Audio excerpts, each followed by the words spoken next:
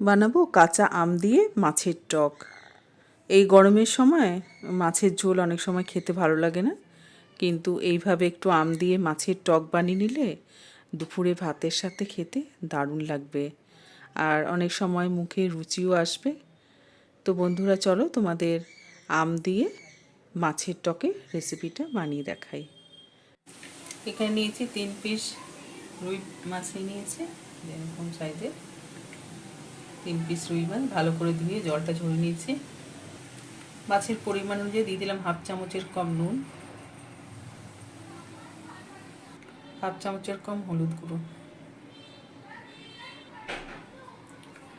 নুন হলুদটা দিয়ে মাছটা ভালো করে মেখে দেবো।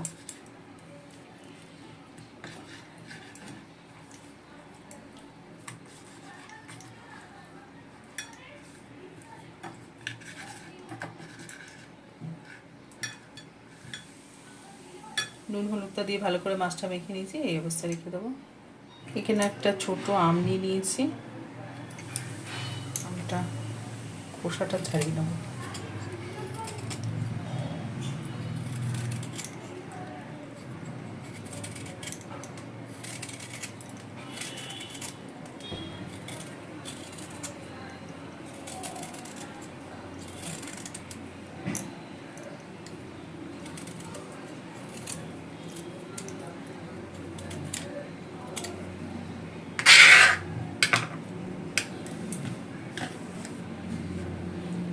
খোসাটা ছাড়িয়ে নিয়েছি, আমটাকে কেটে নেব।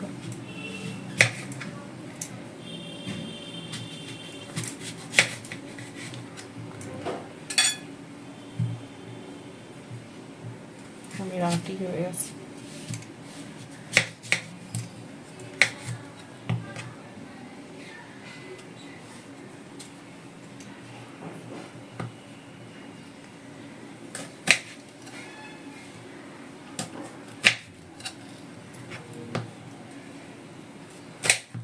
ছোট লম্বা সরু করে কেটে নিলাম অনেকটা, একটা সাইজ দিয়ে কেটে নিচ্ছি।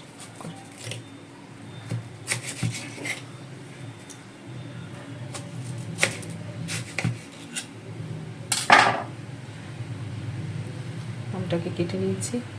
একটা মশলা করব, তার জন্য একটা মিক্সিং জার নিয়ে নিয়েছি, এর মধ্যে দিয়ে দেবো 3 চামচ মতো দিয়ে দিলাম গোটা সর্ষে। এখানে কালো সর্ষে ব্যবহার করে আপনারা হলুদ সর্ষেও দিতে পারেন। সামান্য একটু নুন দিয়ে দিলাম। শুকনো অবস্থায় 2-3 বার ঘুরিয়ে গুঁড়ো করে নেব।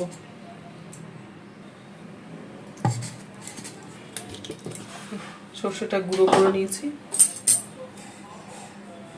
এর মধ্যে দিয়ে দেবো 4টে রসুনের কোয়া, 4টে কাঁচা পাকা লঙ্কা। সামান্য একটু জল দিয়ে মশলাটা বেটে নেব।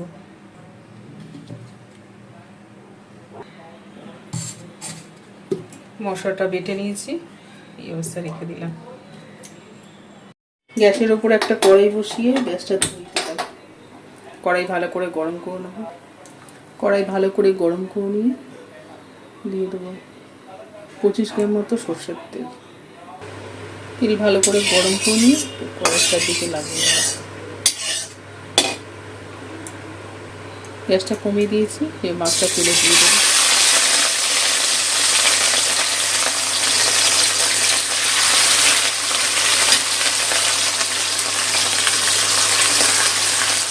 মাছটা ভাজা হতে থাক।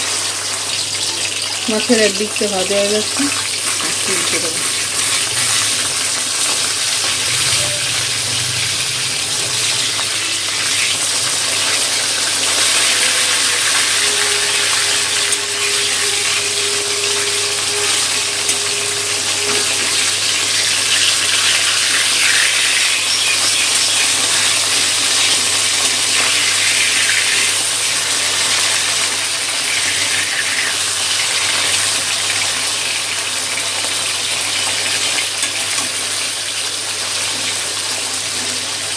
মাছের অপর পিঠটাও ভেজে নেব। মাছটা ভাজা হয়ে গেছে, মাছটা নামিয়ে দেবো। তেলটা থেকে মাছটা নামিয়ে দেবো।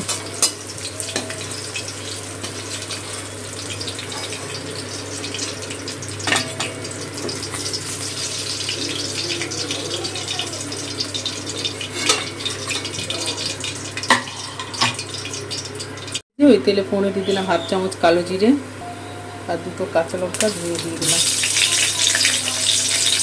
ফোড়নটা একটু তেলে ভেজে নেব।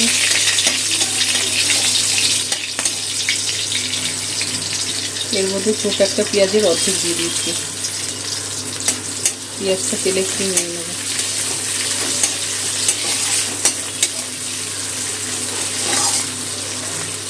পেঁয়াজটা একটু ভাজা হয়েছে, এর মধ্যে 3টে ছোট বেগুন 4 টুকরো করে দিয়ে দিয়েছি। বেগুনের পুরো দিয়ে দিলাম 1/2 চামচ নুন, 1/2 চামচ হলুদ গুঁড়ো। নুন হলুদটা রুইয়ের সাথে মিশিয়ে নিয়ে একটু ভেজে দেবো। আপনারা এর মধ্যে সবজি না দিতে চাইলে নাও দিতে পারেন। মাছের ঝোলে নুন হলুদ দিয়ে বেগুনটা একটু কাঁচা হবে ভেজে নেবো। একটু বেগুনটা একটু ভেজে নিচ্ছি, একটু ঢাকা দিয়ে রেখেছিলাম। নরম হয়ে গেছে বেগুনটা। এর মধ্যে কেটে রাখা আমটা দিয়ে দিলাম। কাঁচা আমটা বেগুনের সাথে একটু ভেজে নেব।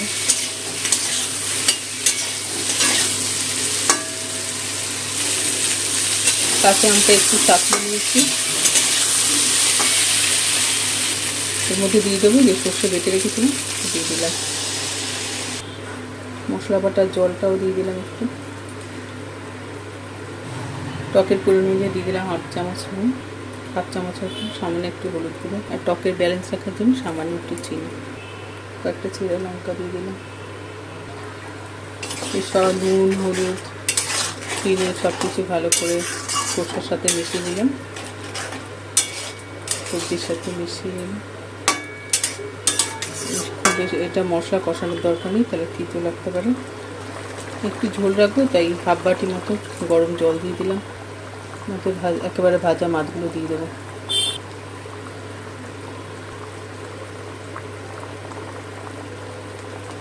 কারণ বেগুনটা তো নরম, ভাজতে ভাজতেই সিদ্ধ হয়ে গেছে, আর আমটাও গলে যাবে, নরম হয়ে যাবে। মাছটা এই টকের সাথে একটু ফুটিয়ে নেব। মিশিয়ে নিলাম। গ্যাসটা লোতে করে ঢাকা দিয়ে 5 মিনিট রেখে দেবো। 5 মিনিট মতো ঢাকা দিয়ে রেখেছিলাম, বেশিক্ষণ রাখিনি। সব সিদ্ধ হয়েছে নাকি?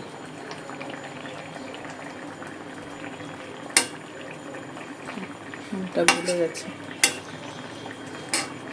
আর বেগুন তো এমনিতেই ভাজতে ভাজতে নরম হয়ে গেছে। আর সর্ষে বাটা তো বেশিক্ষণ ফোটাবো না, তিতো লাগতে পারে।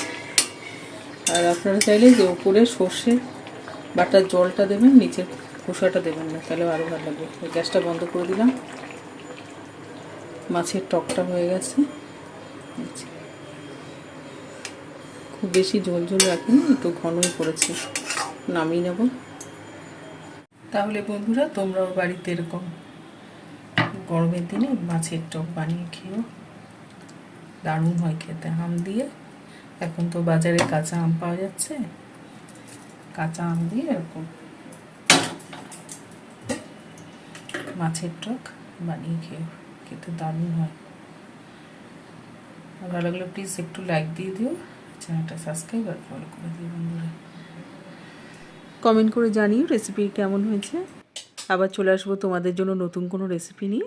সবাই ভালো থাকবে, ধন্যবাদ।